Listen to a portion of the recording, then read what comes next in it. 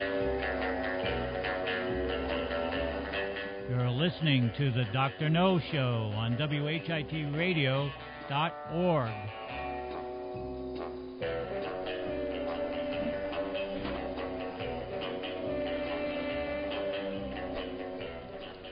Good morning, everybody. It's the Morning Buzz here on WHIT Radio.org. Here in the studio today is Mr. P, and I'm your host, Brandon Barris. And today on our Morning Buzz show, we're going to have a little special theme show that has to do with steroid use in the Major League Baseball. We have these once a week. We're going to start doing them here on the Morning Buzz. Hopefully when the girls get back, we'll have some other types of theme shows. But today, that's going to be our main focus is steroid use in the MLB. Mr. P, what are your comments to start off the show? It really came to the forefront last week at the Hall of Fame vote.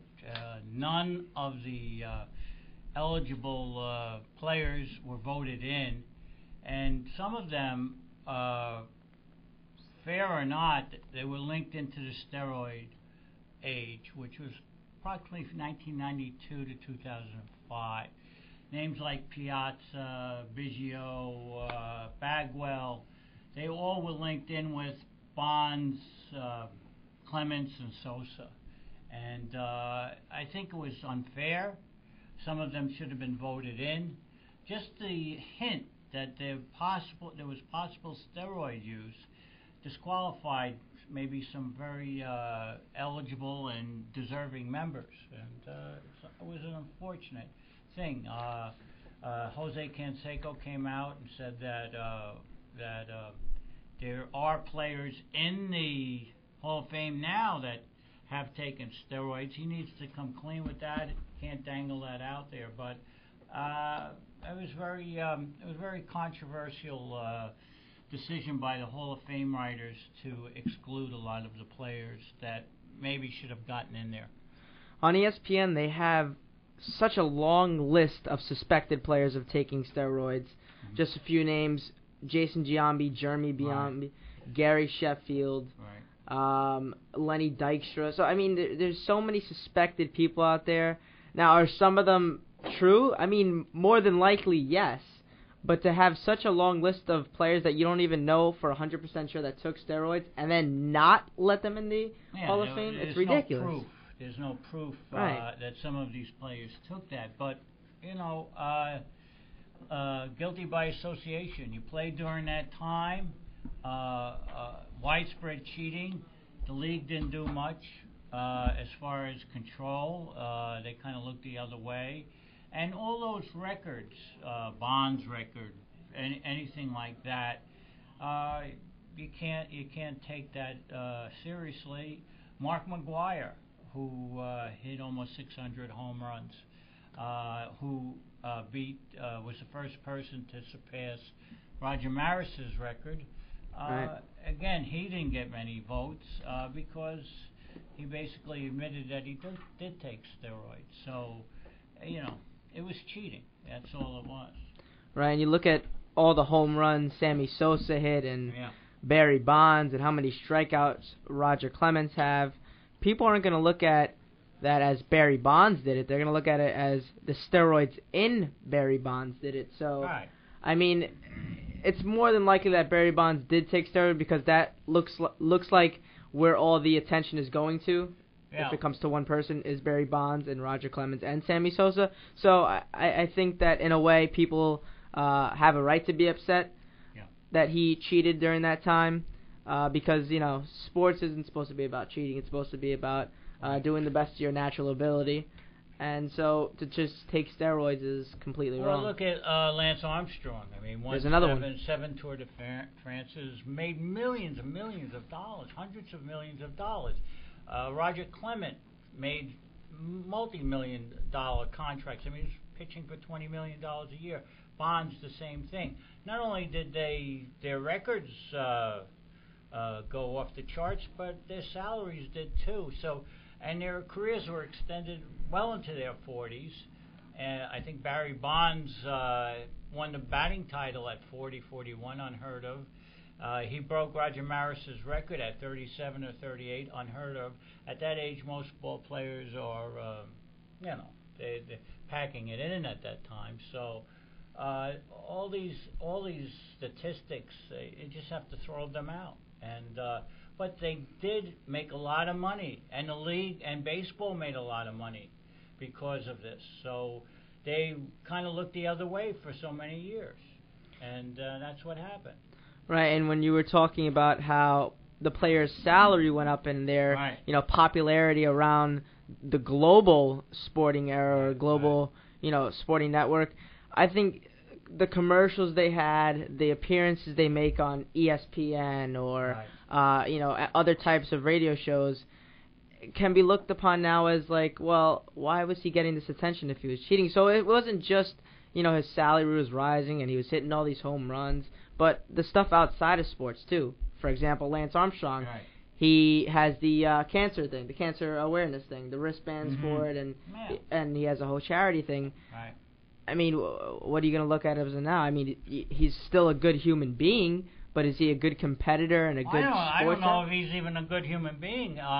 He sued, he went after all these people that said that he took steroids. He because he them. wants to be defensive. He wants to say, well, but listen, I didn't do it. He went, he had some serious issues, serious flaws, and I'm glad he came clean. It was about time. After all that.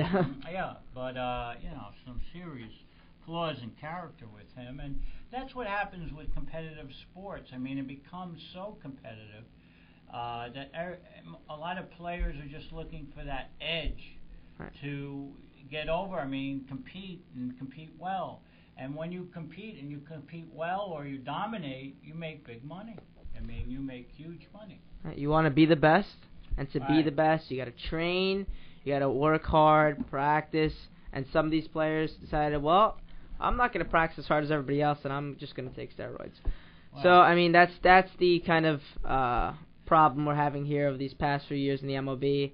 Yeah. And it's not just in the MLB that we're seeing steroids being used. You have, in the NFL, I haven't heard that many stories in the NFL, but I'm pretty sure there is some players that are taking steroids, most definitely. Well, Lyle Alzado paid the price. I mean, he was a great football player there for a couple of years, but he eventually died because of steroids. Right. And how many other players are either, taking compromised now or whatever because of steroids. But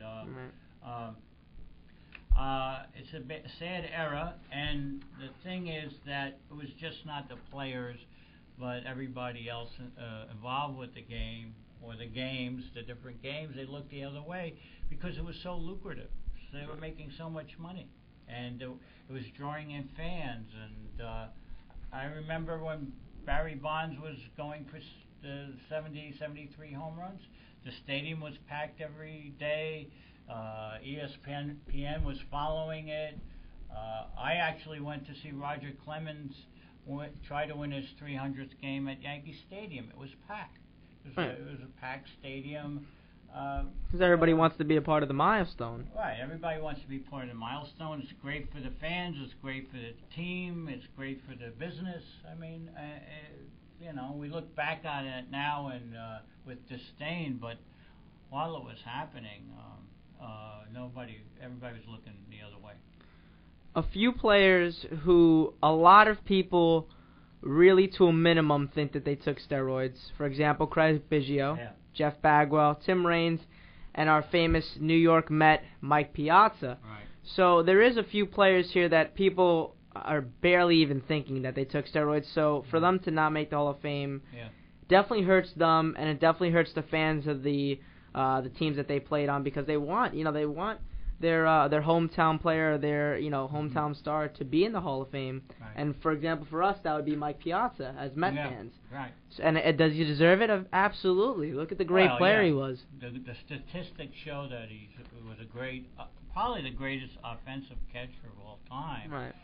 What hurt Piazza, it was his physical presence, his body, and it looks like poster boy for steroids.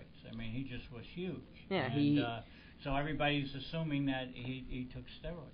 He shot up on weight over a 3-year span, over like 200 pounds. So, I mean, you can't really, as we said, you can only speculate. Yeah. You can't really know for sure with all these lists and all these players saying this Right. and all these, Yeah. commissioners saying that. And so, I mean, it's too much. I think just focus on what's going on now in terms of Major League Baseball, the upcoming season, putting people in the Hall of Fame, not off speculation of taking steroids, please. I mean, that's just my opinion on it, Mr. P. What overall, what is your opinion on if Well, people... I think maybe 10 years from now, 15 years from now, when everything's kind of settled down and in the distance, they're going to just look at performance. And they're going to say, Bonds, Clemens, Piazza, they deserve just on performance alone. I think Clemens and Bonds would have been in the Hall of Fame even if they didn't take steroids. They were that good, but because they did take steroids, they're inflated. Their statistics are inflated. But I think they would have been good enough to get in, even without steroids. And maybe in 10, 15 years from now, people will calm down a little bit and vote them in. But I think it's going to take some time. Just like Pete Rose. Pete Rose had over 4,000 hits. Played for the Reds. Played for the Reds and the Phillies. Great player, no steroids, but he bet on the game. He wouldn't admit it. So I think he'll get into the Hall of Fame. I don't know if he'll get in before he passes away or whatever, but people look at him and say, well, just on performance alone, he deserves to be in. Right. I think in the upcoming future, to kind of avoid all these lists and stuff, is just to be honest. If you did it and you're being investigated, just say, all right, you know what, I did it. I'm sorry. Come back next year, clean slate, everything. And somebody we saw who did that was Alex Rodriguez. Yeah. He came clean. He had up an interview, had 100 people there, all these reporters, and basically said, I did it, I'm sorry, and moved on from it. All right. Look at Milky Cabrera, who played for the Giants. He actually won the batting title, I think. He got suspended back in August. He couldn't play. They didn't want him to play anymore. The Giants wouldn't even let him play in a World Series or playoffs when he was eligible. So what did he get for punishment? Well, he got a 2-year, $18 million contract from Detroit. So did he get really punished? No. Probably not. He's making big money now. So, he's sorry, but he's getting the big bucks. So that's what counts. Right. I don't think that the Giants really did anything wrong there. I mean, they don't want that kind of attention towards them, especially with their former player Bonds being, such in the spotlight. So I think the Giants weren't really necessarily wrong in that, but at the end of the day, baseball players are going to get paid, and as you said, the Detroit Tigers picked him up, and he's back to playing for his amount of money and living his life, whether or not it's legal in terms of drugs. Nobody will ever know, I guess, with all these lists. But well, it's not legal. We know it's not legal. Right. He admitted to it. They found him. Cabrera, not Bonds. We're talking about Cabrera now, and he was. I think he took himself out of the consideration for the batting title, but he's well rewarded now, and some team picked him up. He'll probably be a very valuable player to them, but money talks, as they say. Absolutely does. Well, that is the end of our theme show today here on the Morning Buzz.